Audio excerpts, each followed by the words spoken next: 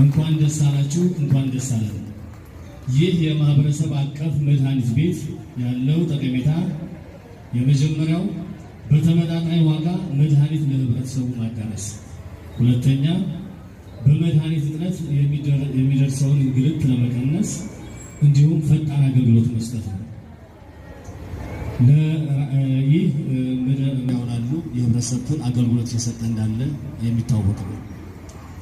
መንግስት ለጤናው ዘርፍ የተለየ ትኩረት በመስጠት ፍላጎት ከፍጆታው ከገቢው ከተሰማራበት የስራ መስክ አኳያ፣ ሁለተኛ የጤናማ ብሩህና ቀጣይ ትውልድ የመፍጠር፣ ሶስተኛ የጤና ውጤቶች ስራ ለማስገባት ማህበረሰባችንን ተጠቃሚ ለማድረግ የቻልነው ከኤካ ኮተቤ ስፔሻላይዝድ ሆስፒታል 1.8 ሚሊዮን ብር የሚገመት ጴጥሮስ ስፔሻላይዝድ ሆስፒታል 630 ሺህ ብር የሚገመት ግብዓት የሰጠን ሲሆን የተወሰነውን ለጤና ጣቢያችን የተወሰነው ደግሞ ለሆስፒታል ድጋፍ አድርገን በ1.5 ሚሊዮን ብር አካባቢ የሚገመት ነው። ይሄ ማለት ይሄ ለጅምር ነው፣ ለመጀመር ነው።